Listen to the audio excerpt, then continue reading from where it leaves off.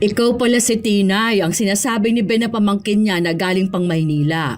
Ako nga po. Bakit nga pala kayo napauwi dito sa probinsya? Nawalan po kasi ng trabaho ang asawa ko dahil nagbawas ng mga tao ang kumpanya nila.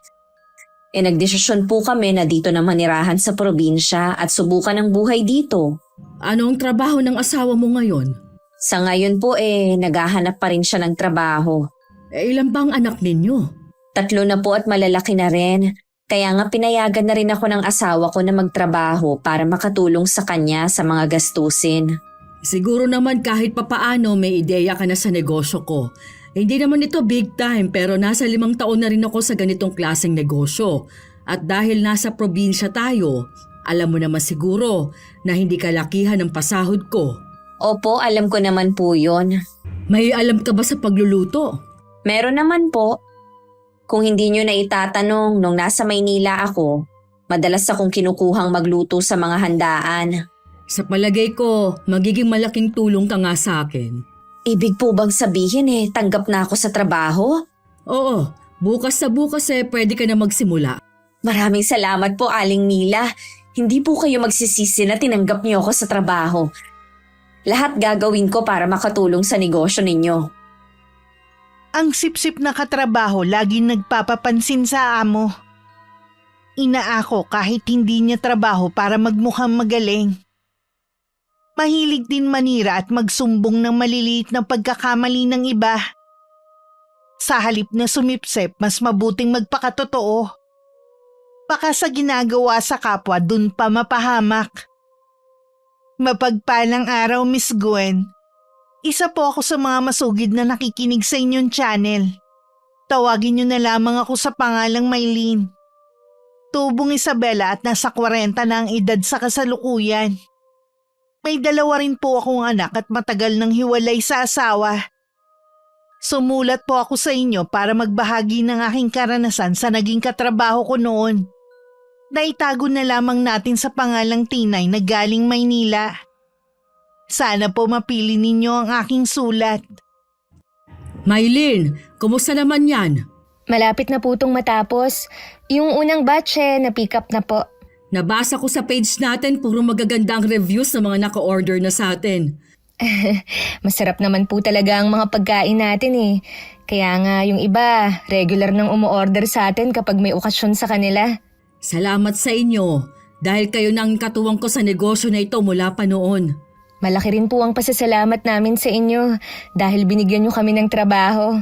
Ay siya nga pala, bukas meron kayong bagong makakasama.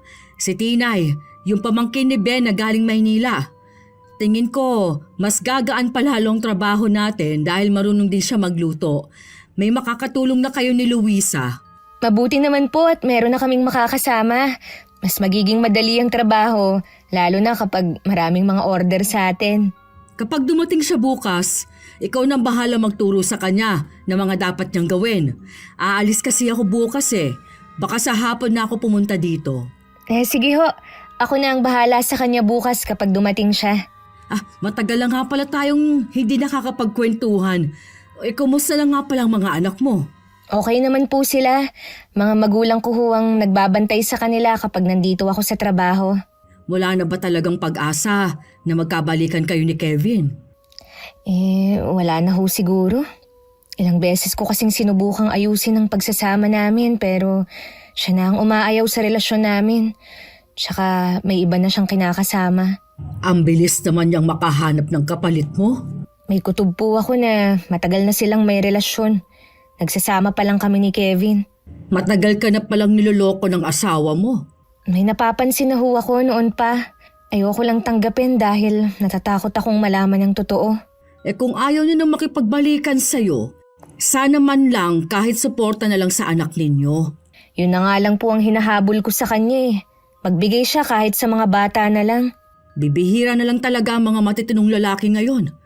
Pwede mo naman sampahan ng kaso ang asawa mo para magtanda sila ng kabit niya. Kahit naman po gawin ko yun, wala namang magbabago. Hindi na po ako mahal ng asawa ko. Maliban sa malaking abala na rin sa akin yun. Sa bagay nga, praktikal din naman yung naiisip mo. Basta, wag lang siyang magkukulang ng sustento sa mga bata. Kung hindi, takutin mo na sasampahan mo sila ng kaso ng kabit niya. Gusto nga po ng pamilya ko, tuluyan ng mawala sa buhay namin si Kevin eh. Kaya lang, hinahanap-hanap din kasi siya ng mga anak namin. Ganun talaga ang mga bata, lalo na't hindi pa nila naiintindihan ang nangyayari. Unti-unti mo na lang ipaunawa sa kanila kapag nasa hustong gulang na sila. Ganun na nga po ang ginagawa ko. Basta nandito lang ako kung kailangan mo ng tulong. Alam mo naman na hindi na kita itinuturing na iba. Lahat kayo na nagtatrabaho sa akin. Maraming salamat po, Aling Mila. Yung may makikinig lang sa mga hinaing ko malaking bagay na. May ilang buwan na rin ang nakakalipas mula nang tuluyang kaming iwan ng asawa kong si Kevin. Sa loob ng 5 taon, puro away na lang ang nangyayari. At hindi ko maamin noon na nagsasama na lang talaga kami dahil sa 2 naming anak. Nagkukulang na rin siya sa pagbibigay sa gastusin sa bahay. Kaya napilitan na rin akong magtrabaho sa food business ni Aling Mila. Nung una umi-extra lang ako kapag kulang sila sa tao. Hanggang sa maging regular na akong tagaluto niya. Kinabukasan maaga akong pumasok. May order kasing 5 bilao sa amin at 7:00 kukunin. Taga rito lang sa amin ang umorder at ipapakuha na lang daw. Naghahanda na ako ng mga sandaling yon nang dumating si Tinay. Ikaw siguro yung sinasabi ni Aling Mila. Ako nga. Nasaan nga pala si Aling Mila? Pinapunta niya kasi ako na maaga dito. May importante kasi siyang nilalakad ngayon Sa akin kanya pinagbili na turuan ng mga dapat gawin. Ah, ganun ba? May order ba ngayon? Oo, mamayang 7:00 to kukunin dito. Pansit palabok bang lulutuin mo? Tutulungan na kita. Sige, marami ka bang alam na lutuin? Oo, halos lahat ng niluluto niyo alam ko. Ayun, hindi na pala kita kailangang turuan pa. Ilan nga pala kayo nagluluto dito? Bali 3 kami. Si Aling Luisa ang kapartner ko. Si Kuya Edwin naman ang nakatoka sa pagpiprito. Iba rin ang nakatoka sa paghuhugas. Nasaan nga pala si Aling Luisa? Siya nga din pala ang nakatoka sa pamamalengke kapag hindi pwede si Aling Mila. Malapit kasi si Aling Luisa sa palengke, kaya siya ang inuutusan. Madali lang pala matutunan ng pasikot-sikot sa trabaho natin. Madali lang talaga. Tsaka 10 lang naman tayo. Ah, okay. Matagal ka na ba dito? Magli5 taon na. Dati umi-extra lang ako. Hindi pa naman kasi stable itong negosyo ni Aling Mila noon Nabanggit nga niya kahapon na 5 taon na nga tong negosyo niya. Matanong ko lang, kumusta ang buhay sa Maynila? Ayos naman kung may regular na trabaho, pero kapag wala, gutom ang aabutin. Maliban sa mahal, lahat binibili doon ultimo talbos ng kamote. Iba pa rin talaga ang buhay dito sa probinsya, kaya siguro naisipan ninyong umuwi dito. Oo, tsaka nawalan kasi ng trabaho ang asawa ko. Sana, Tinay, magtagal ka sa trabaho natin. Alam mo, para na kaming pamilya dito. Ah, talaga? E di ang saya niyo pala kapag nagkakasama. Oo, tsaka mabait talaga si Aling Mila. Kaya mahal siya ng lahat ng nagtatrabaho sa kanya. Nabanggit nga ni Tio Ben. Kaya nga nung nagtanong ako kung may alam siyang pwede kong pasukan, sinabi nga niya sa akin dito kay Aling Mila. Swerte mo na dito ka napunta. Sana nga. Ang mabuti pa magtrabaho na tayo. Mamaya ng kwentuhan. Habang gumagawa nga kami ng mga order, napansin ko na magaling talaga si Tinay. Ang bilis niyang kumilos at gamay na niya ang bawat gagawin. Kaya naman kahit wala ang tulong ni Aling Luisa, natapos agad namin ang mga order. Pagdating ni Aling Luisa, pinakilala ko na agad sa kanya si Tinay. Matipid na ngiti naman ang binigay dito ng may edad ng babae. Nung dumating nga nung hapon si Aling Mila, kinumusta niya agad ang trabaho ni Tinay. Puro naman papuri ang sinabi ko sa ginawa ng babae. Tama pala ang desisyon kong tanggapin siya. Nag-aalangan kasi ako nung una, kahit pamangkin pa siya ni Ben. Sa tingin ko nga po, hindi ko na siya kailangang turuan Gamay na niya ang ginagawa natin. Kumusta naman ang pagtanggap ng mga kasama mo kay Tinay? Okay naman po. Sa una lang nagkakahiyaan dahil unang araw ni Tinay. Mabuti naman. Alam mo naman sa lahat ng ayoko yung hindi kayo magkakasundo. Dahil naaapektuhan ang negosyo ko. Wag po kayong mag-alala. Tingin ko naman kay Tinay, makakasundo namin siya eh. Mukha naman siyang mabait. Kumusta nga po pala ang lakad niyo? Okay naman, Iha. Alam mo ba kung ano ang inaasikaso ko? Ano po, Aling Mila? Mukha po kayong masaya eh. Ay sinabi mo pa. Yung lupa na gusto kong bilhin, malapit ko na mabili. Yan po ba yung lagi niyong kinikwento sa akin? Oo, yun mismo, Iha. Ngayon pa lang binabati ko na kayo. Para talaga sa inyo ang lupa na yun. Oo nga. Biruin mo, sa loob ng ilang taon, wala man lang nakabili nun. Samantalang marami namang tumitingin at okay naman ang lokasyon. Hinintay lang po talaga na magkapera kayo. Babalik na lang ako para magpirmahan kami ng may-ari. Sa tingin ko, ikaw ang nagdala ng swerte sa akin. Mula kasi nung magtrabaho ka sa akin, lumakas na ang negosyo ko. Masipag din po kasi kayo at hindi basta-basta sumusuko. Kahit nga wala ako, napapatakbo mo ng maayos ang negosyo. Nakukumpletong lahat ng mga order sa isang araw. Nagtutulungan din po kasi kami dito eh. Oo nga, maganda ang teamwork ninyo. Sana mas lalo pang gumanda ang takbo ng negosyo ngayong kasama na natin si Tinay. Palagay ko po marami din kaming matututunan sa kanya. Pagkatapos makita ang mga order para bukas, umuwi na rin ako. Medyo malayo ang inuuwian ko dahil nasa dulo na yun ng barangay namin. Samantalang si Tinay nasa bukana lang ang tinutuluyan niya at pwedeng lakarin. Pagdating sa amin, sinalubong agad ako ng yakap ng dalawa kong anak. Si CJ ang panganay ko at si Mel naman ang bunso. 10 at 8 taon ang edad nila. Kahit pagod ako sa trabaho, nababawasan dahil sa kanila. Pagkabigay ko naman ng pasalubong ko sa kanila, bumalik na sila sa ginagawa nila. Nagmano naman ako kina Itay at Tinay. Maaga ka yata ngayong nakauwi. Opo, maaga po kasing na-pick up yung huling order sa amin. Alam niyo po ba, Tay? May bago kaming kasama. Yung pamangkin ni Mang Ben na galing Maynila. Narinig ko nga noon na meron siyang parating na kamag-anak. Kumusta naman bilang katrabaho? Okay naman po si Tinay. Hindi ako nahirapan sa pagtuturo dahil ginagawa na rin pala niya yun sa Maynila. Huwag ka munang magtiwala. Kilalanin mo muna siya. Kilala kasi kita na mabilis makipagkaibigan at maging palagay ang loob. Galing pa pala siya ng Maynila. Porke ba galing ng Maynila hindi na po mapagkakatiwalaan. Pinag-iingat lang kita. Iba kasi minsan mag-isip ang mga galing sa Maynila. Sige na nga po, mag-iingat na ako. Hindi po muna ako magtitiwala sa kanya at magkikwento ng tungkol sa buhay ko. Ay, siya nga pala. Galing kanina dito si Kevin. Ang nanay mo ang nadatnan niya. Nagbigay po ba ng sustento sa mga bata? Grocery lang ang dala para sa mga bata. Sa 1 linggo na lang daw siya magbibigay. Ganyan din po ang sinabi niya nung nakaraan Kaya ko namang bilhan ng pagkain ng mga anak ko. Ang gusto ko, pera. Dahil iniipon ko para sa pag-aaral ng mga anak namin. Ang sabi niya sa nanay mo, wala daw siyang trabaho ngayon. Ewan ko lang kung totoo. Hindi ako naniniwala sa kanya. Sinungaling naman siya Kung hindi siya magbibigay ng sustento, huwag mong ipakita ang mga apo ko. Kung ako ang nadatnan niya kanina, baka ihagis ko pa sa mukha niya ang dala niya.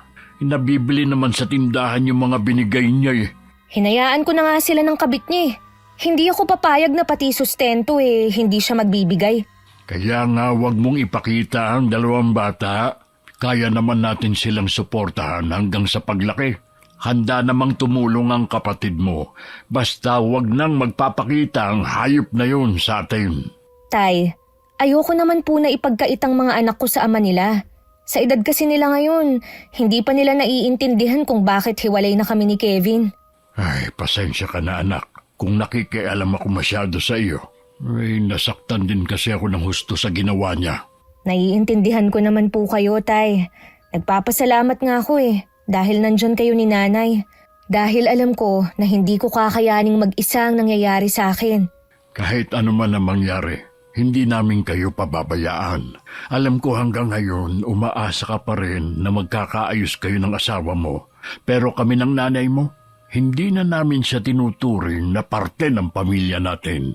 Balang araw po matatanggap ko rin na hindi na talaga mabubuo ang pamilya ko.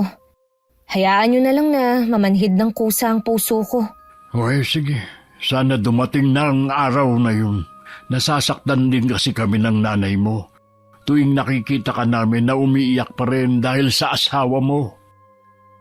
Kung gaano ako minala sa pag-aasawa ko, napakaswerte ko naman sa pagkakaroon ng mapagmahal at maaasahang pamilya.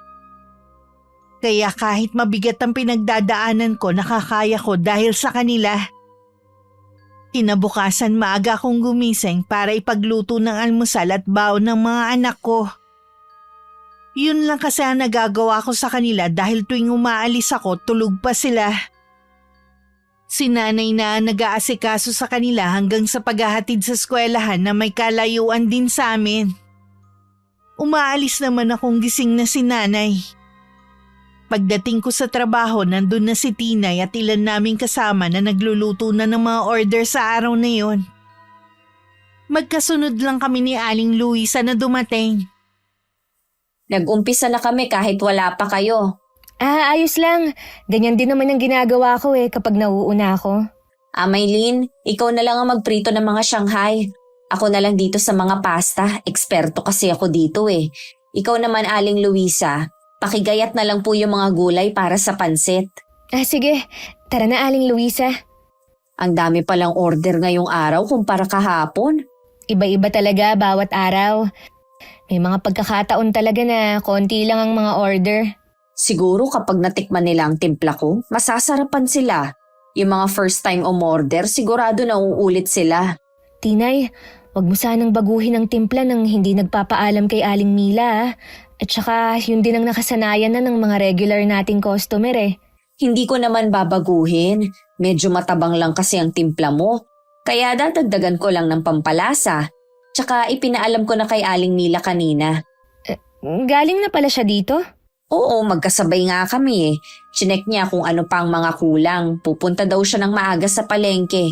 Ipinagbilin din nga pala niya yung mga i-deliver mamaya. Si Aling Mila talaga. Mula pa noon, napakasipag na niya. Kaya hindi nakakapagtaka na umasenso.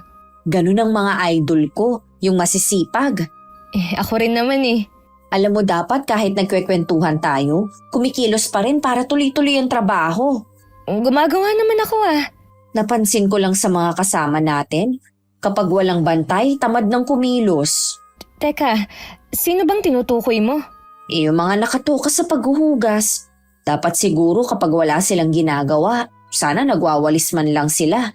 Maayos naman nilang nagagawa ang trabaho nila. At saka hindi naman nagrereklamo si Aling Mila Paano, hindi naman kasi niya alam. Sana, kung ano man ang nakikita mo, wag mo na lang sabihin sa amo natin. Oo naman ayoko naman na pag-initan niyo ko. Hindi na lang ako umimik. Binilisan ko na lang ang ginagawa ko. Nang sulyapan ko si Aling Luisa na kanina pa tahimik, halata sa ekspresyon niya na hindi niya gusto ang bago naming katrabaho. Napansin ko rin lahat ng nakatoka sa akin na trabaho siya na ang gumagawa. May pagkakataon pa na inuutusan niya kami kung anong dapat naming gawin. Nang dumating si Aling Mila, nakikipag-unahan siya sa pagtulong dito. Lihim na lang akong naiiling. Nang kinausap naman ako ni Aling Mila, hindi ko alam kung anong sasabihin. Ayos bang kasama sa trabaho si Tinay? Ayos naman po. Marami kasi siyang suwestyon na sinasabi na pwede daw makatulong sa negosyo ko. Baka kasi napag-uusapan ninyo. Wala naman po siyang nababanggit sa akin o kahit kanino. Ganun ba? Ramdam ko kasi ang pagmamalasakit niya sa negosyo ko. Gusto niya talagang makatulong para lalo itong lumago. Nasa inyo naman po kung pakikinggan niyo siya Gusto ko lang ipaalala na ilang araw pa lang siyang nagtatrabaho sa atin. Naisip ko nga rin yan.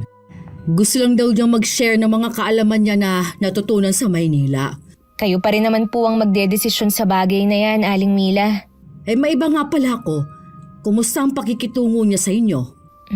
Hindi po siya masyadong nakikipag-usap sa mga kasama namin. Maliban sa akin. Puro kasi siya trabaho eh.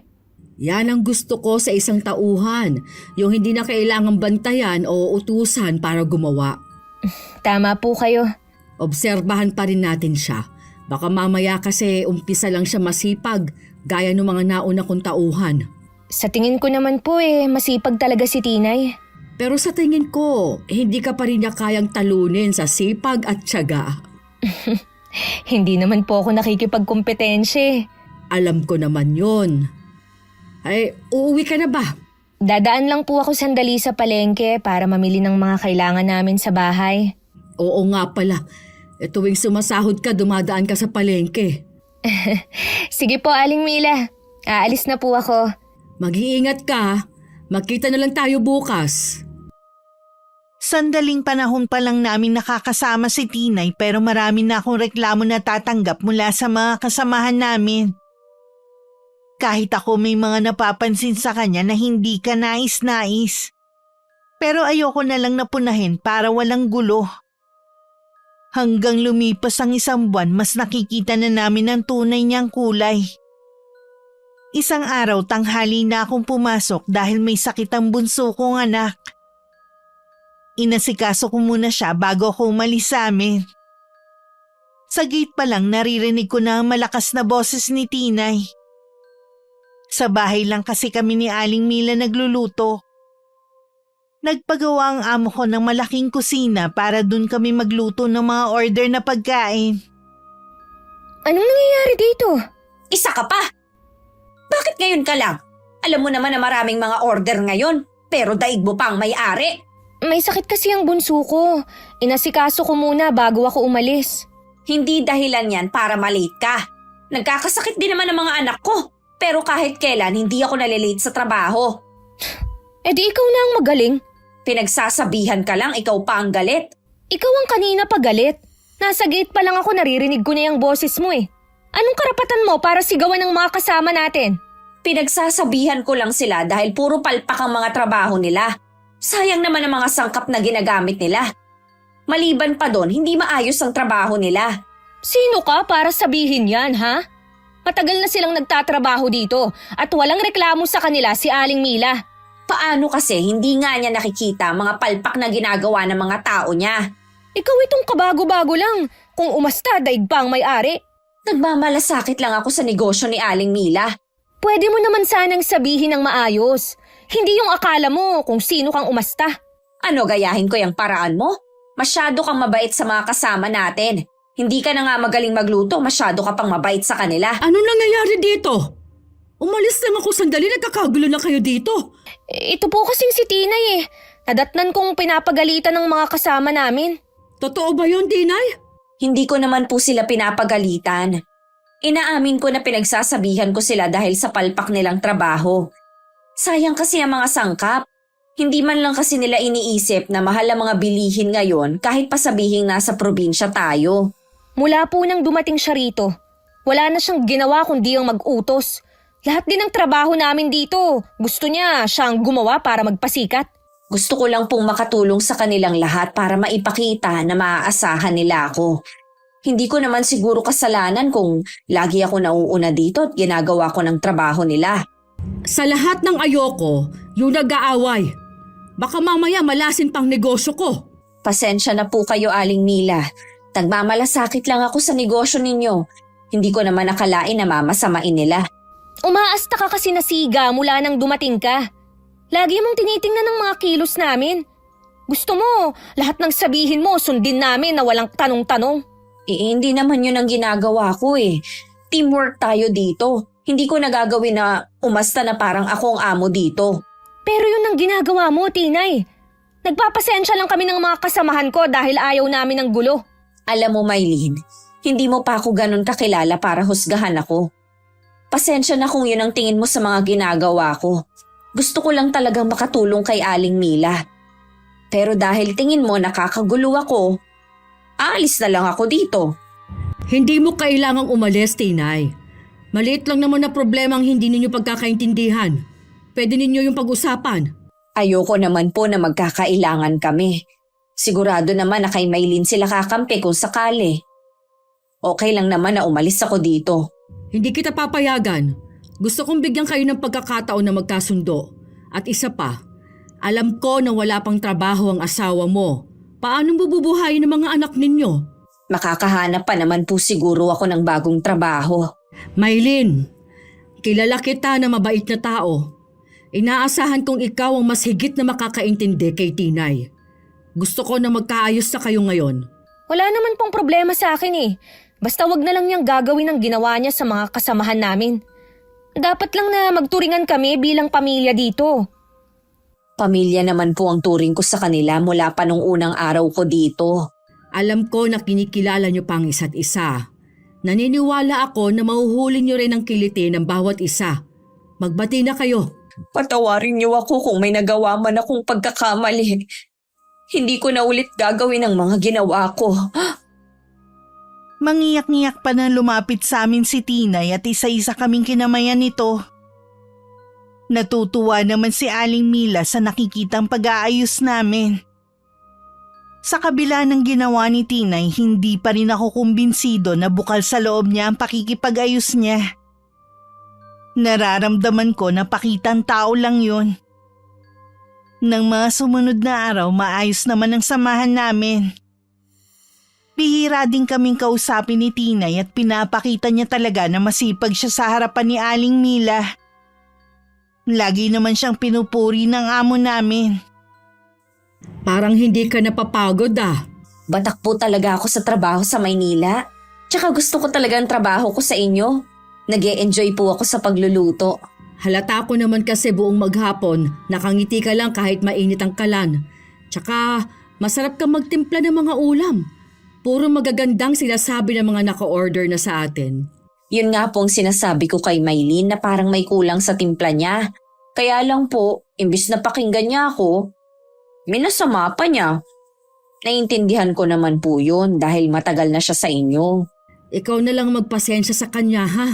May pinagdadaanan lang kasi siya ngayon at hindi biro ang maging solong ina. Nasaan na po ba ang asawa niya? Sa makabilang bahay na. Sumama po sa ibang babae? Ganun na nga. Pero mabait naman si Maylin. Wala lang siguro siya sa mood na magkasagutan kayo. Ngayon alam ko na po na meron siyang pinagdadaanan. Masahabaan ko ng pasensya ko sa kanya. Maraming salamat sa iyo, Tinay. Hindi ka lang mabait. Mahusay ka rin makisama. Dapat lang po na akong makisama dahil akong bago dito. Ay siya nga pala. Baka meron kang alam na pwedeng idagdag sa mga putahe natin. Dapat po siguro si Maylin na lang ang tanongin ninyo sa bagay na yan. Baka pagmulan pa namin yan ang issue. Si Maylin kasi natuto na lang ng pagluluto nang magtrabaho siya sa akin. Ikaw kasi mas malawak ang kaalaman mo. Marami nga po akong gusto sanang isuggest sa inyo. Yun nga lang, nauunahan ako ng hiya. At ayoko nga talagang magkaproblema na naman sa mga kasama ko. Huwag kang mag-alala. Hindi ko naman sasabihin sa kanila. Gusto ko po talagang makatulong sa inyo. O yun naman pala eh. O bukas magbigay ka sa akin ng mga listahan ng mga naiisip mo na pwedeng idagdag sa menu natin. Sige po, Aling Mila. Ililista ko. Ang dami ko pong naiisip. Salamat, Tinay ha.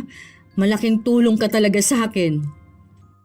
Isang araw na hindi kami abala, miniting kami ni Aling Mila. Magdadagdag siya ng 4 na putahe sa menu namin. At si Tinay ang nakatoka doon. Nang sabihin ng amo namin ng mga nadagdag na putahe, pamilyar sa akin ang mga pangalan pero wala akong ideya kung paano lutuin ang mga yon. Isa rin sa napansin ko, laging nag-uusap si Tinay at ang amo namin tungkol sa mga plano sa negosyo nito. Samantalang dati lahat kami kinakausap niya kung merong manggagawing pagbabago. Ngayon sila na lang dalawa. Tuwing meron akong sasabihin, lagi rin itong sinasabi na ipaalam ko muna kay Tinay at kung approve dito. Mas si Tinay na ngayon ang pinagkakatiwalaan sa lahat. Wala kaming kamalay-malay ng mga kasama ko sa malaking pagbabago na mangyayari sa mga susunod na araw. Bakit ba napapansin ko ang bilis maubos sa mga rekado natin? Araw-araw po kasi nating ginagamit eh. Alam ko, pero ang bilis maubos ng sibuyas at bawang. Namomonitor ko naman ang ginagamit natin. Pero napansin ko nito mga nagdaang araw, mabilis maubos. Kakabili lang kahapon ah. Nagdagdag po kasi kayo ng putahe, kaya siguro mabilis makonsumo ang mga rekado. Ewan ko lang, pero tingin ko may nangyayaring milagro dito. Aling Mila, huwag niyong sabihin na pinagbibintangan niyo kami na... Wala akong sinasabi na meron akong pinagbibintangan. Kahit kasi si Tinay, napapansin na rin. Wala pong gagawa ng mga iniisip niyo sa amin. Matagal na kaming nagtatrabaho sa inyo. Hindi ko iniisip na ikaw ang pwedeng gumawa. Baka kako dahil masyado ng palagay ang loob sa akin ng mga kasama mo, umaabuso na. Kahit po palagay na ang loob nila sa inyo, alam nila kung hanggang saan ang limitasyon nila. Nakikita niyo naman ang ginagawa nila eh. Sinusulit ang bawat pinapasahod ninyo. Siguro kapag nandito ako. Paano kapag wala ako? Alam ko madalas mong pagtakpan ng mga ginagawa nila dahil turing mo na sa kanila mga kaibigan at hindi lang basta katrabaho. Hindi ko po alam kung bakit kayo nakakapagsalita ng ganyan. May nagsusulsul ba sa inyo? Hindi ko na yata nagugustuhan ang sinasabi mo, Maylin. Alam ko na palagay ng loob mo sa akin at hindi na kita itinuturing na iba. Pero sana, alam mo kung saan ka lulugar. Pasensya na po kung sumobra na ako. Napansin ko kasi na parang nagbago na kayo eh. Hindi ako nagbago. Pamilya pa rin ang turing ko sa inyo. Yun nga lang, kailangan ko maglagay ng boundary para hindi naman ako maabuso. Baka mamaya pati negosyong pinaghirapan ko ng ilang taon, maapektuhan. Naiintindihan ko po kayo. Pero alam ko na walang ginagawa ang mga kasamahan ko sa inyo. May malasakit din sila sa negosyo ninyo dahil ito ang bumubuhay sa pamilya nila. O siya, umuwi ka na para hindi ka gabihin sa daan. Sige po. Tama nga si Tinay. Masyado akong naging mabait sa mga tauhan ko. Mabuti na lang talaga dumating siya. Yun ang kauna-unahang beses na uuwi ako na mabigat ang kalooban. Hindi man diretsahang sinabi ni Aling Mila, alam kong wala na siyang tiwala sa amin dahil yun sa panunulsol ni Tinay. Para tuloy kami nagkaroon na ng ilangan sa kusina habang gumagawa. Wala na ang kwentuhan at tawanan na pampaalis din ng pagod. Ramdam din namin ng mga kasama ko na bawat kilos namin binabantayan ni Tinay tuwing wala ang amo namin. Kada may kukunin kasing gagamitin ng mga kasama ko, tanong agad nito kung ilan ang nakuhang lata ng gatas, keso at kung ano-ano pa. Minsan hindi na ako nakatiis nung ako naman ang tanungin niya. Ilan na nakuha mong spaghetti sauce? Hindi ko na matandaan eh. Dapat tinatandaan mo. Alam mo, importante yun eh. Bilangin mo na lang ang supot na nasa basurahan. Bastos ka rin, no? Alam mong pagkain ang inihahanda natin, gusto mong magkalkal ako sa basurahan. Sabi mo kasi importante. Di ikaw ang magbilang. Gusto mo bang isumbong kita kay Aling Mila, ha? Alam mo na kailangan natin malaman kung saan napupunta ng mga ginagamit natin dahil marami ang nawawala. Sa palagay mo kaya, Tinay, nanakawin namin ang mga yon, ha? Posible naman dahil hindi mawawala ang mga yun kung walang nag-uuwi. Matatagal na kami dito. Ngayon lang nagkaroon ng ganitong issue mula nang dumating ka. Pinagbibintangan mo ba ako, ha? Kami rin naman pinag-iisipan mo ng hindi maganda. Hindi ako kundi si Aling Mila. Wala ka na kasing ginawa kundi ang sulsulan ng amo natin. Gusto mo ikaw lang ang magaling sa paningin niya. O wag mo sabihin na nagsiselos ka. Dahil ako nang pinagkakatiwalaan ni Aling Mila kesa sa iyo. Bakit naman ako magsiselos sa'yo? Nadaan lang naman sa paninipsip kung bakit ikaw na ang pinagkakatiwalaan ng amo natin. Hindi ako sipsip. Mas magaling lang talaga ako sa'yo. Naaawa lang sa'yo si Aling Mila kaya pinagtsatsagaan niya mga luto mo. Pero simula nang matikman niya ang timpla ko, mas gusto na niya akong magluto. Kita mo nga, mas dumami ang mga umu-order sa atin. Magaganda din ang mga review sa page natin dahil yun sa akin. Magaling ka naman pala eh. Di mula ngayon, ikaw na lang ang magluluto ng lahat ng mga order. Lahat kami tagabalat na lang ng mga rekado at tagahugas. Wag na wag kang hihingi sa amin ng tulong ah. Halos naman ako lahat ang gumagawa dito. Wala na kayong ginawa kundi magkwentuhan. Dapat nga siguro nagbabawas na rin ng tauhan si Aling Mila. Hindi mangyayari na magbabawas siya ng tauhan. Baka magdagdag pa nga eh. Kung magdadagdag man, sisiguruhin ko na sa akin siya magpapahanap, hindi sa'yo para alam ko na hawak ko. Ganyan ba talaga ang mga galing ng Maynila, ha? Kung umasta, akala mo kung sino na sa aming mga taga-probinsya. Iba talaga kaming mga tumira sa Maynila. Mas maraming alam kesa sa inyo na dito lang umikot ang buhay. Eh dapat pala, hindi ka na lang umuwi dito. Sino ka naman para pagbawalan kaming umuwi dito, ha? Hindi ka kasi bagay dito. Ah, ganun na? Natigil lang ang pagtatalo namin nang dumating si Aling Mila. Tinapos ko na lang ang pagluluto ko ng pasta at hindi na tinuloy ang pagluluto sa mga putahin na nakasalang. Maging ang mga kasamahan ko hindi na rin nakialam. Kaya kitang-kita sa kanya ang pagod. Bago umalis, siya rin na nagsalang ng mga ulo ng baboy para mapalambot yon bago lutuin kinabukasan. Araw-araw ganun ang ginagawa niya. Hanggang hindi na siya nakatiis na magreklamo.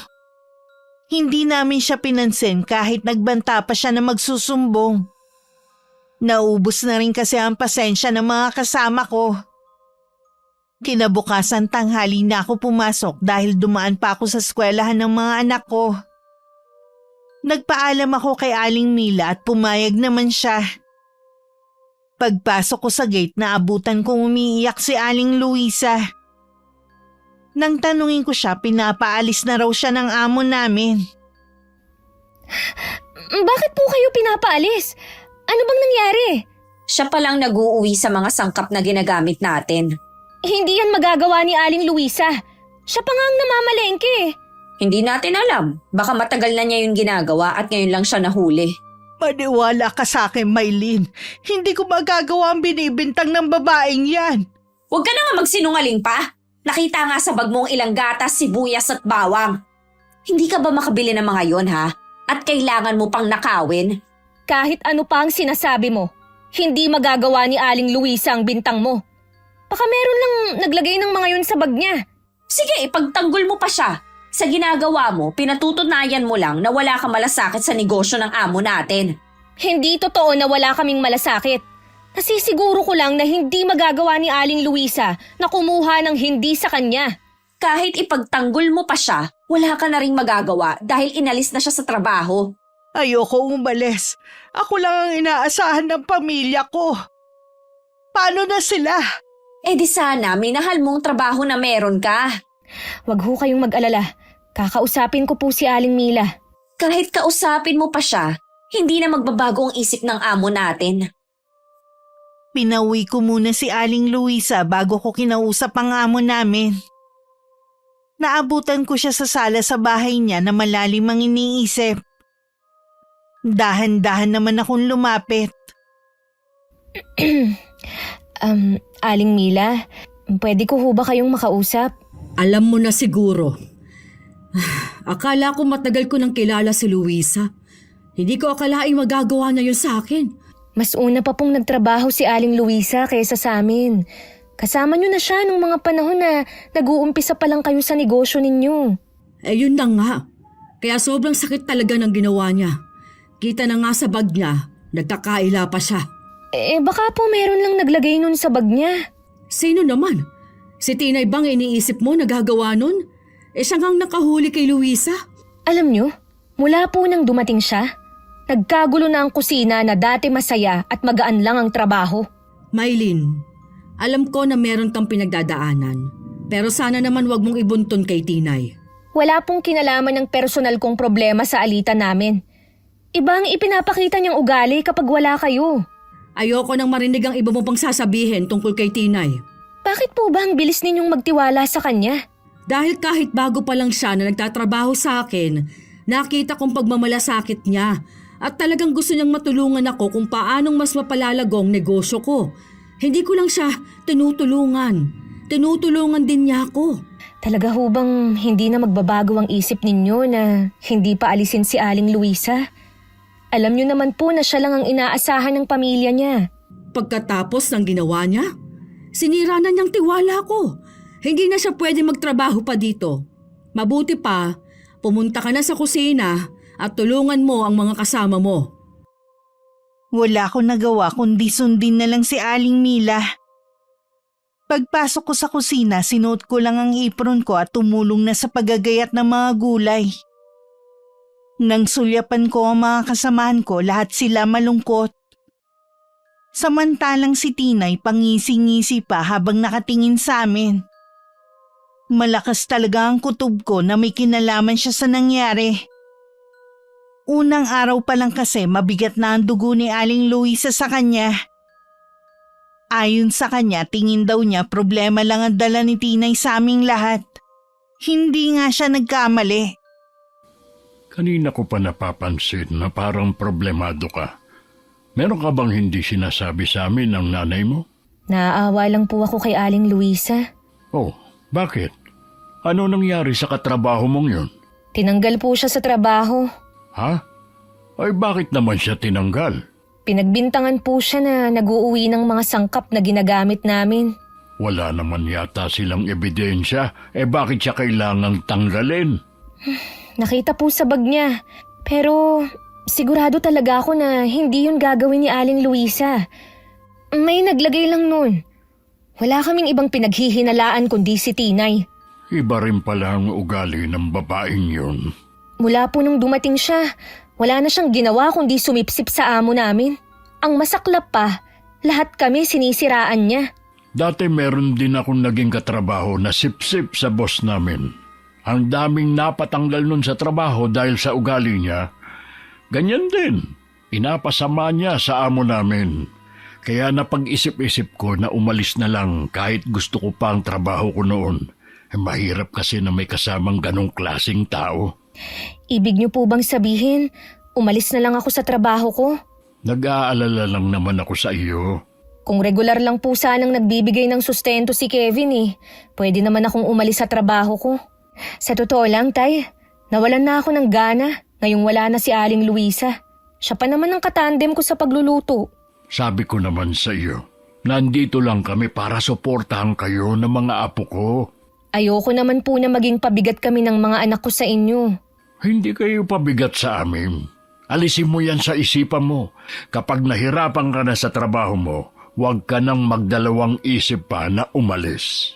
Opo, Tay. Salamat po Lagi kayong nandyan. Kayo ang nagbibigay ng lakas ng loob sa akin. Kapag magulang na, kahit may mga pamilya na kayong magkakapatid, hindi pa rin tapos ang obligasyon namin sa inyo. Sa aming magkakapatid, ako ang hanggang ngayon na nakasandal pa rin sa inyo. Alam ko, balang araw, makakaahon ka rin sa kinalalagyan mo. Huwag ka lang mawawalan ng pag-asa at lagi ka ring magdadasal. Pagkatapos ng pag-uusap namin ni Itay, gumaan na ang pakiramdam ko. Laman din ng isip ko ang sinabi niya.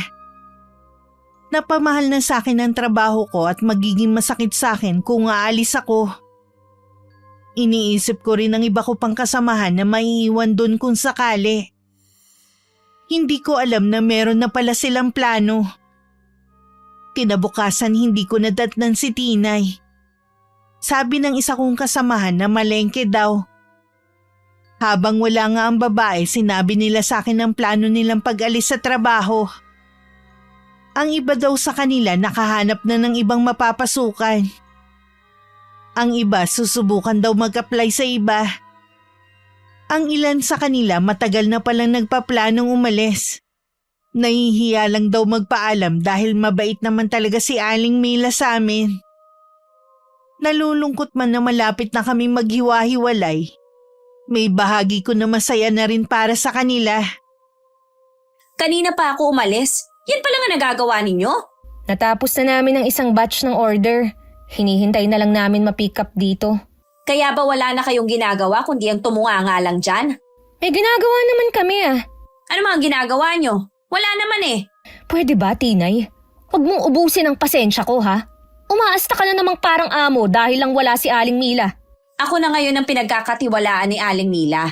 Kaya tama lang na sumunod kayo sa inuutos ko. Hindi kami susunod sa'yo. Hindi naman ikaw ang nagpapasahod sa amin Gusto niyo bang mawala ng trabaho gaya na nangyari kay Aling Luisa, ha? Oh, anong gagawin mo? Lalagyan mo rin ba ng lata ng gatas o keso ang mga bag namin para kunwari nag-uuwi kami ng mga sangkap dito? Hanggang ngayon ba iniisip mo pa rin na inosente ang matandang yon? Si Aling Mila nga, kumbinsido na ginawa niya yon. Magaling ka kasing magmanipula.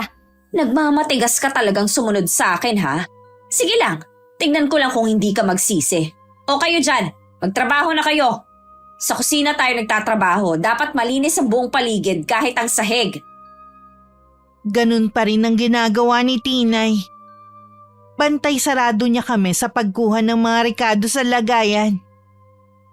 Tahimik lang din siya habang gumagawa. Nung lunch break, hindi siya sumabay sa amin. Wala kaming kamalay-malay ng mga kasama ko na kasalukuyan niyang kausap si Aling Mila. Bakit ka nagpapaalam? May nangyari na naman ba? Hindi ko na po kayang ipinapakita sa akin ni Maylene. Lahat na nga lang po, ginagawa ko para magkaayos kami. Ako po kasi ang sinisisi niya kung bakit natanggal si Aling Luisa.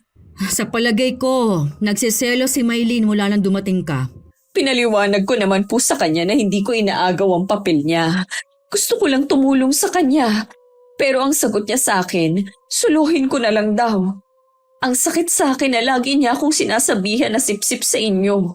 Sinabi niya yun? Opo, gustuhin ko man na wag umalis, wala naman akong magawa. Ayokong malasin ang negosyo ninyo dahil lang sa pag-aaway namin. Hindi ka aalis. Kakausapin ko si Maylene. Sa tingin ko, lumaki na ang ulo niya dahil lang sa lagi ko siyang pinapaboran. Baka lalo lang siyang magalit sa akin. May gawin na naman siya kapag wala kayo. Wala siyang gagawin sa'yo dahil lagi na ninyo akong makakasama sa kusina. Tapos na rin naman ang inaasikaso ko. Alam ko na maraming trabaho mula nang umalis si Luisa. Paalis na sana ako nang tawagin ako ng dalagang anak ni Aling Mila.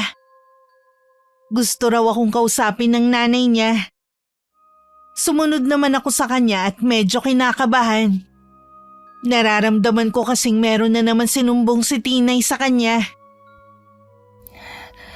Gusto niyo daw po akong kausapin? Ay, ano ba ang problema mo kay Tinay? Wala naman po akong problema sa kanya eh. Tahimik lang akong gumagawa sa mga nakatoka sa akin. Marami siyang sinusumbong sa akin na ginagawa mo kapag wala ako. Ha? Eh siya nga po itong kapag wala kayo. Akala mo kung sinong amo ang mag-utos sa amin eh.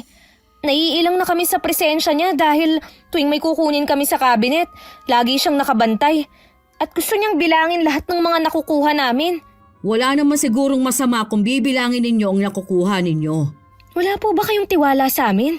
Nawalan na kasi tayo, kaya nag-iingat lang si Tinay. Eh paano po yung pagsigaw-sigaw niya sa amin at pag-uutos? Tama po ba yun? Ikaw daw ang gumagawa nun sa kanya. Bakit hindi niyo tanungin ng mga kasama namin? Sila din naman nakakaranas sigawan ni Tinay eh. Eh alam ko namang kakampi sila sa'yo kaysa kay Tinay. Matagal na kayo magkakasama eh. Sana, wag mo na siyang sisihin pa sa pagkakatanggal ni Luisa. Dahil wala naman siyang kasalanan eh. Mukhang nakuha na niya ang loob ninyo, Aling Mila. Mas may tiwala na po kayo sa kanya kaysa sa akin. Hindi nawawala ang tiwala ko sa'yo. Kailangan ko nga lang na maging patas sa inyo. Hindi naman kasi tama ang ginagawa mo kay Tinay. Dapat nga, mas maging malapit kayo sa isa't isa ngayon dahil wala na si Luisa. Kayo na lang ang magtutulungan. Susubukan ko po na magkaayos kami ni Tinay. Alam ko naman na magkakasundo kayo. Kailangan nyo lang ng panahon. Kinabukasan maaga akong pumasok. Araw yun ng Sabado at maraming order. Nandun na rin si Aling Mila na masigla ng araw na yon. Nauna pa nga niya akong batiin. Ilang sandali lang dumating na rin si Tinay at ang iba pa. Habang nagkakape ang lahat, isinasabay naman ang mga trabaho. May nagpiprito ng Shanghai, manok at ulo ng baboy. Ako naman na nagluluto ng pansit.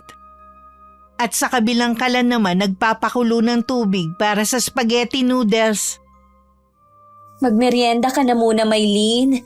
Kinuha na kita ng tinapay at pansit. Baka kasi nagugutom ka na. Salamat.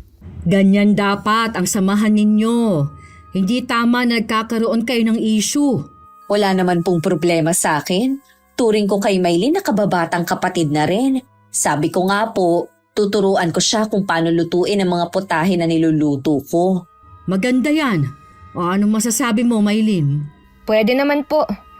Kahit papano may ideya na rin naman po ako dahil nakikita ko kung paano lutuin. Sana laging ganito karami ang order sa atin kahit nakakapagod. Oo nga po, baka sa susunod po may restaurant na kayo, di kaya catering business. Magdilang anghel ka sana, Iha. Ayan talagang pangarap ko noon pa.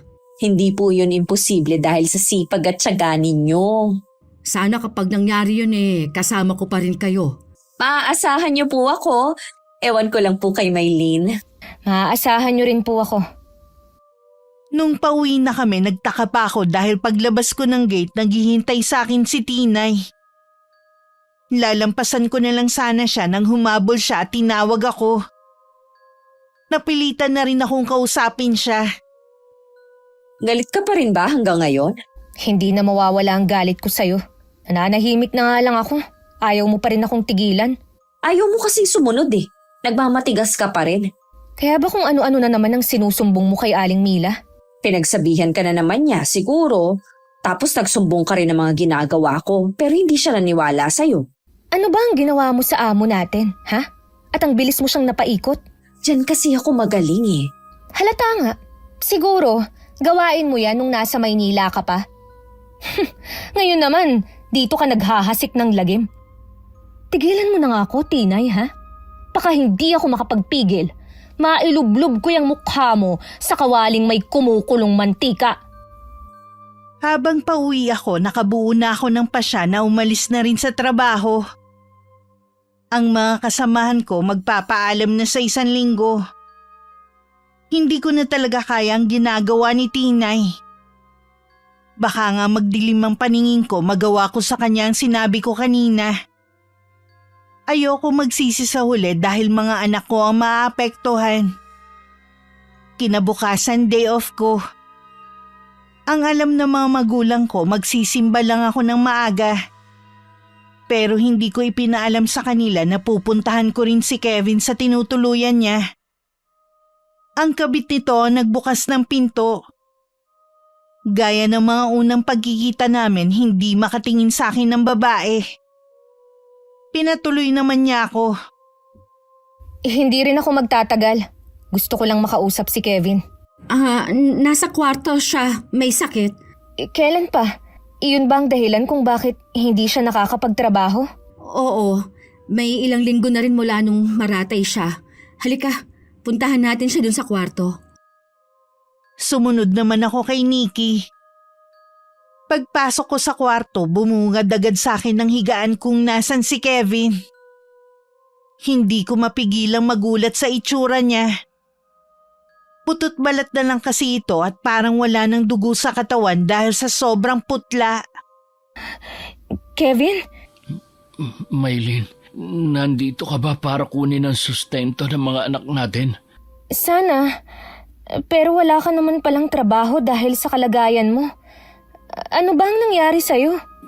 Hindi ko alam kung anong sakit ang dumapo sa akin Kahit kasi mga doktor, hindi rin matukoy kung ano. Ayokong isipin na baka karma na yan sa ginawa ninyo sa akin. Siguro nga, karma na to sa akin. Kaya nakikiusap ako sa'yo na sana wag ka munang humingi ng sustento. Kapag gumaling na naman si Kevin, magbibigay naman siya. Hindi naman ganun kakitid ang isip ko para mamilit ng sustento. Pero itong tandaan mo, Nikki. Ngayong may sakit na si Kevin, wag na wag mo siyang isasauli sa akin.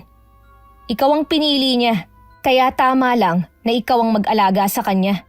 Ni minsan, hindi sumagi sa isip ko na ibalik sa'yo ang asawa mo. Mabuti naman kung ganun. Hihintayin ko na lang ang sustento para sa mga anak ko. Maylin, sasamantalahin ko na rin ang pagkakataon na ito para humingi ng tawad sa'yo.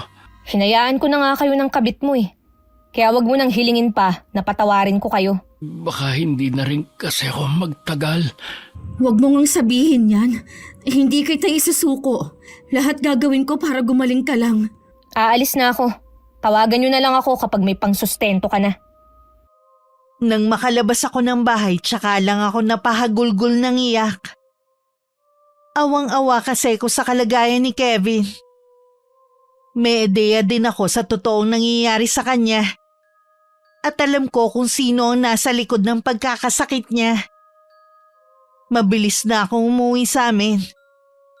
Pagdating, si tatay lang ang naabutan ko sa bahay. Nang tanungin ko kung nasa ng mga anak ko at si nanay, nasa bahay daw ng kapatid ko. Hindi ko na rin napigilan sabihin na galing ako sa bahay ni na Kevin. At nakita ko ang kalagayan nito. Biglang namutla si tatay at umiwas ng tingin. Bakit kailangan mo pang makipagkita sa lalaking yun? Sinabi naman namin sa'yo, kahit hindi siya magsustento, kami na ang bahala sa inyong mag-iina. Mabuti nga po, naisipan ko siyang puntahan eh. Di nalaman ko ang ginawa ninyo. Bakit ninyo kinulam si Kevin, Tay? Tama lang sa kanyang maghirap. Kulang pa nga yun sa ginawa niya sa iyo eh. Pero Tay, masama ang ginawa ninyo. Hindi nyo man lang ba naisip? Siya pa rin ang ama ng mga anak ko. Ayoko na lumaki ang mga anak ko na hindi na nila magigisna ng ama nila. Dapat nga matuwa ka pa dahil naipaghiganti na kita sa lalaking yun. Kung gusto ko pong maghigante, ako mismo ang magsasabi sa inyo. Hindi sa lahat ng oras, solusyon ang paghihigante. Lalo lang pong bumigat ang kalooban ko dahil sa awa ko sa kanya. Mas gugustuhin ko pa po na makita siya sa ibang babae kesang makita siya sa ganung kalagayan. Patawarin mo ko anak. Kung dahil sa akin mas lalong bumigat ang nararamdaman mo. Nakikiusap po ako sa inyo, Tay. Bawiin ninyo ang sumpang ibinigay ninyo kay Kevin. Alang-alang na lang sa mga apo ninyo. Para sa inyo ng mga apo ko, babawiin ko ang karamdaman na binigay ko kay Kevin. Salamat po, Tay. Huwag ka nang umiyak. Alam ko na hanggang ngayon mahal mo pa rin siya. Hindi naman po agad mawawala yun eh. Pero handa na akong magparaya. Ayoko na rin ipilit ang sarili ko sa taong wala ng pagmamahal sa akin. Nandito kami at ang mga anak mo. Tunay ang pagmamahal namin at hindi ka namin iiwan. Alam ko naman po yun. Kaya sa mga anak ko na lang ibubuhos ang buong pagmamahal at atensyon ko. Nung gabi tumawag si Nikki at sinabing magaling na raw si Kevin. Makakabalik na raw ito sa trabaho. Para naman ako nabunutan ng tinik sa dibdib. Tuluyan nang nawala ang pangamba ko. Nagpasalamat ulit ako kay Itay. Tanging-tango lang ang sinagot niya sa akin. Kinabukasan kasama namin si Aling Mila kaya panay ang pakikipagplastikan sa akin ni Tinay. Para akong maduduwal sa mga pinapakita niya. Sa bagay nga nakakasuka naman talaga ang mga ginagawa niya. Ayos ka lang ba, Maylin? Bigla po kasing nangasimang sikmura ko eh. Para akong maduduwal. Baka may nakain kang nakasama sa sikmura mo. Siguro nga po. Hindi kaya buntis ka? Paano mabubuntis si Maylin? Hiwalay na sila ng asawa niya. Ay, pasensya na. Nakalimutan ko na wala ka na palang asawa. Maayos na rin naman ang pakiramdam ko, Aling Mila. Kung hindi mo kaya magtrabaho ngayon, pwede ka namang umuwi ng maaga. Konti na lang naman ang lulutuin. Kaya ko naman po. Tsaka baka magahol tayo eh. Lalo na't wala ang tatlo nating kasama. Isa pa nga yan sa inaalala ko. Hindi napapasok ang tatlo. Nag-chat sila na hindi napapasok. Ang hirap pa namang makahanap ng mga tao ngayon. Sinabi po ba nila ang dahilan? Hindi na daw mahalaga ang dahilan nila. Hindi naman daw sila paniniwalaan. Nagpasalamat naman sila, pero pakiramdam ko may sama sila ng loob sa akin. Wala na po tayong magagawa pa sa desisyon nila. Sana man lang nakipag-usap sila sa akin ng personal. Hayaan nyo na lang po mga taong walang utang na loob. Makakahanap pa naman kayo ng maayos na tauhan. Tutulungan ko kayo. Matagal ang pinagsamahan namin. Hindi yun basta mapapalitan ng kahit sino. Sila naman po ang nagbaliwala noon eh, hindi naman kayo. Sana naman wala nang umalis pa. Naghahanap pa nga ako ng mga tao. Nabawasan pa. Hayaan nyo na lang po ang mga taong umaalis. Ano pa nga ba? Hindi na ako sumali sa usapan nila at nagkunwari na lang ako na may ginagawa. Maaga rin kami umuwi ng araw na yon. Makalipas ang ilang araw, ang iba naman naming mga kasamahan na nagpaalam kay Aling Mila. Kitang-kita ang pagkadismaya sa mukha ng amo namin. Nagkataon pa naman ng araw na yon, marami ang mga order sa amin. Ang iba tuloy kinailangan naming i-cancel. Ibinalik na lang ng amo namin ang down ng mga yon. Habang natataranta si Tinay, kalmado lang ako sa isang tabi habang ginagawa ang trabaho ko. Siguro alam mo na aalis silang lahat. Sa palagay mo, makakatiis sila na kasama ka sa trabaho, ha? Eh di alam mo nga, Di ba kaya mo naman lahat ng trabaho? Eh di ayan, wala ka ng kaagaw. total naman umalis na mga kasama mo, umalis ka na rin. Aalis na talaga ako. Sa palagay mo, magtsatsaga pa ako dito? Masakit sa akin na iwan ang trabaho ko. Pero hindi ko kaya na araw-araw kang kasama. Kapag naging restaurant tong negosyo ni Aling Mila, wag na wag kayo makabalik-balik dito ha. Sino namang may sabi na babalik pa kami dito, ha? Baka sa mga susunod na araw, may iba na kaming trabaho. Ang yabang mo naman. Saan ka naman kaya maghahanap? Mas maganda pa nga dito kaysa maging kasambahay. Okay lang na maging kasambahay. Basta walang sip-sip na kasama. Yan talagang tingin mo sa akin ha? Dahil yun naman talaga ang totoo eh. Kung meron man dapat sisihin dito at kung bakit umalis ang mga tapat na tauhan ni Aling Mila, ikaw yun. Kayo ang dapat sisihin kapag nalugi ang negosyo ng amo natin. Wala man lang kayong konsiderasyon. Siguro kinakabahan ka, no?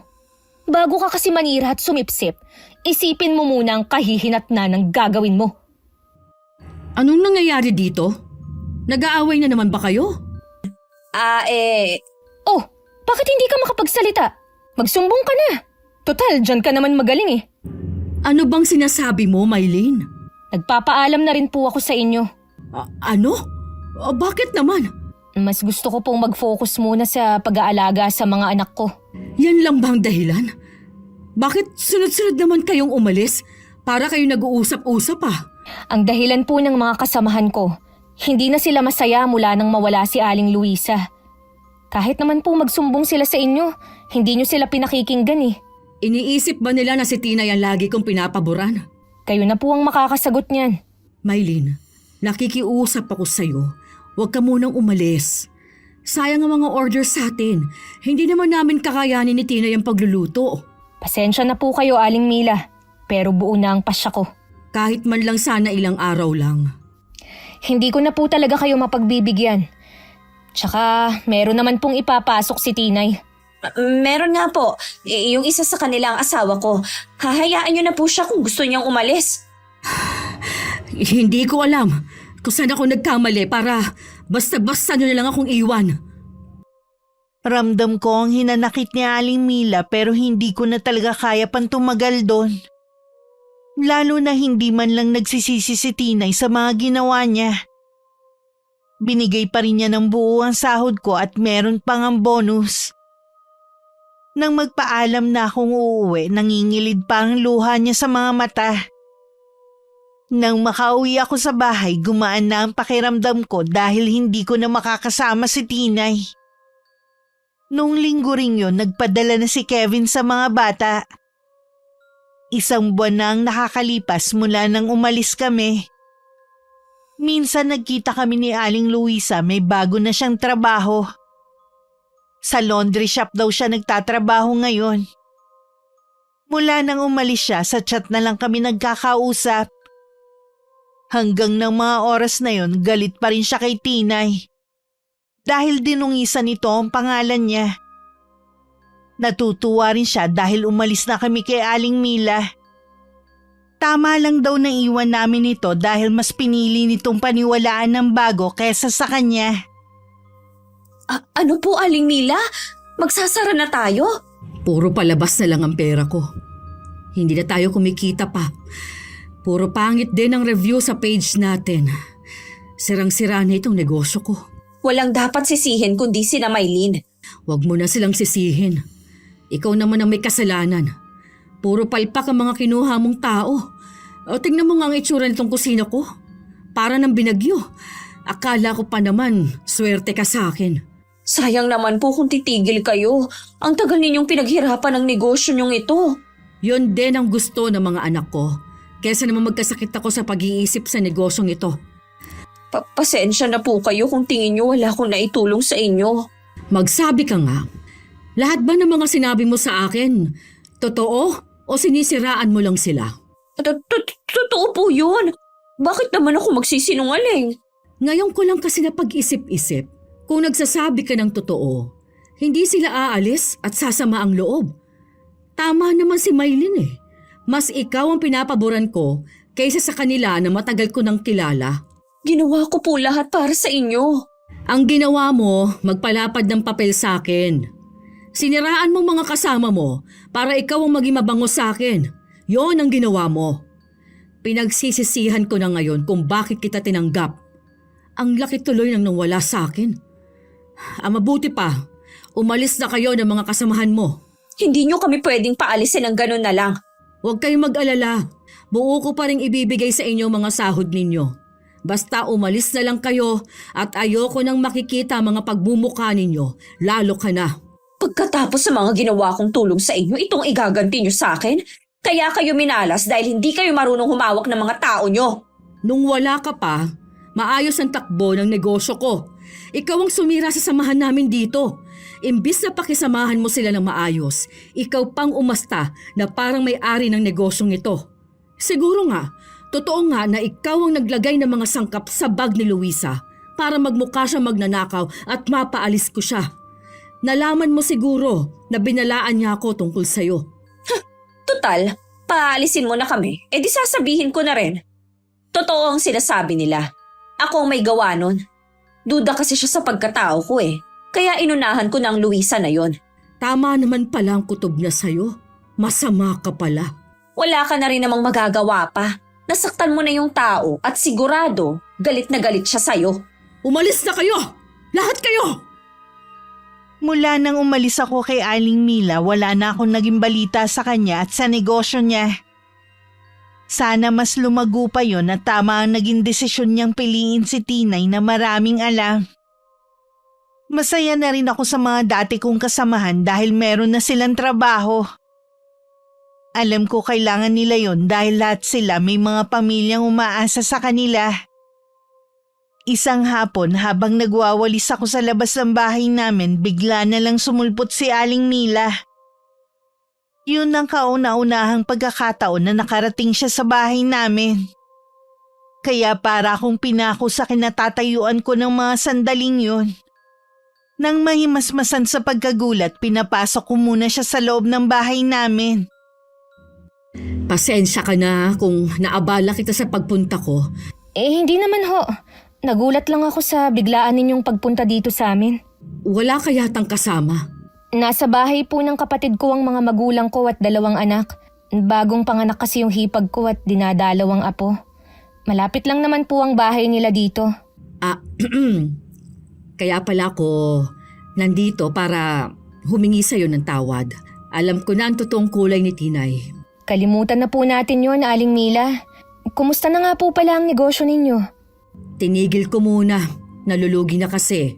Ha? Wala ho ba kayong nakuha ng mga tao? Meron naman. Kaya lang iba pa rin kasi kayo. Masipag at hindi ko na kailangang utusan. Nagkasagutan pa kami ni Tinay. Kaya nakilala ko ang tunay na ugali niya. Pinaalis ko na silang lahat. Sayang naman po ang negosyo ninyo. Pinaghirapan nyo yun eh. Gusto ko sana kayong alukin ulit na magtrabaho sa akin. Lalo ka na. Mag-umpisa muli tayo. Pag-iisipan ko po muna. May hinihintay rin kasi ako na tawag sa inaplayan ko. Hindi kita pipilitin kung sakali lang naman na gusto mong magtrabaho ulit sa akin.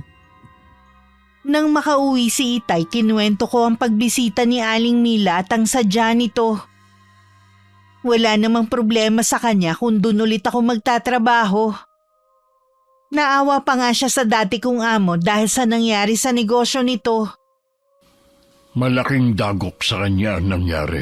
Sa panahon kasi ngayon, mahirap na magtiwala ng basta-basta. Maging aral na sana yun sa kanya na mas pinili niyang pagkatiwalaan ng bagong tauhan kesa sa inyo. Namimiss ko na rin naman ang ginagawa ko eh. Tsaka kilala ko na rin si Aling Mila kumpara sa ibang magiging amo ko. Kung gusto mong bumalik, hindi kita pipigilan.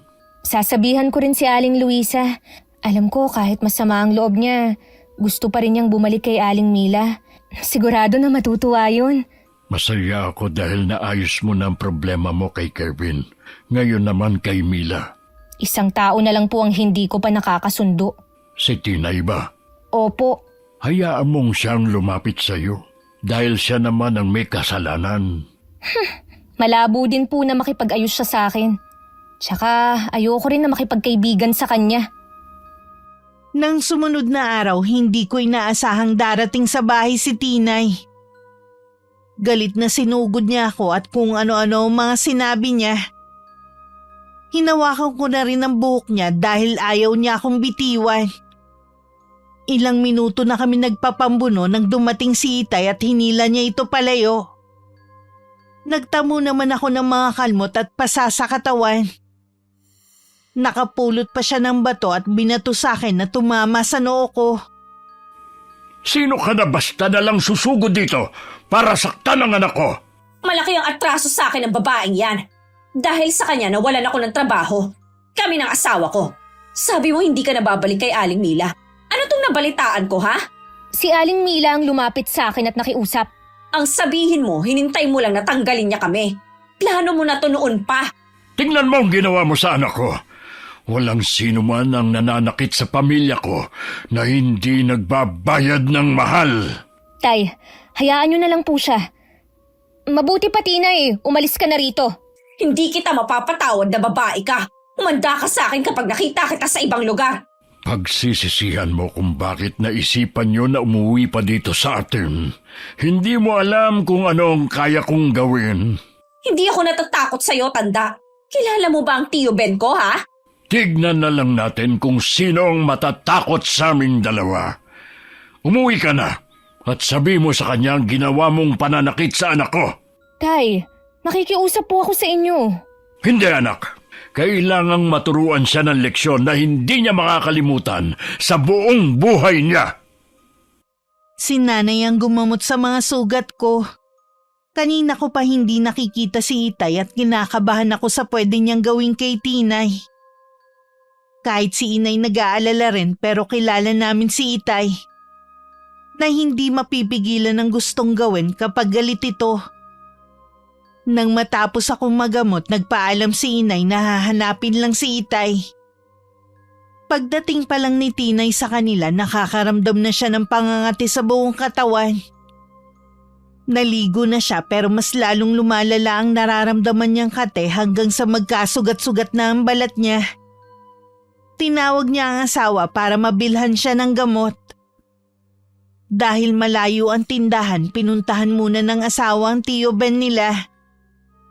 Nang makita ng tiyuhin niya ang mga sugat niya, isa lang ang naisip nito. May kumukulam sa pamangkin.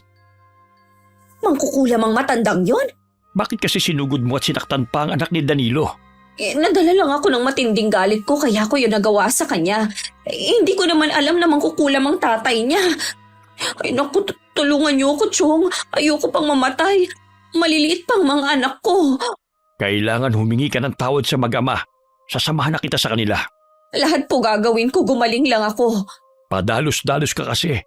Hindi ito may nila na makikipagsabayan sa'yo, mga tao. Iba sila gumante. Nung gabi, dumating si Mang Ben at Tinay. Si tatay ang humarap sa kanila. Naririnig ko ang pagmamakaawa ni Tinay at tiyuhin niya na patawarin na sila pero matigas si Itay.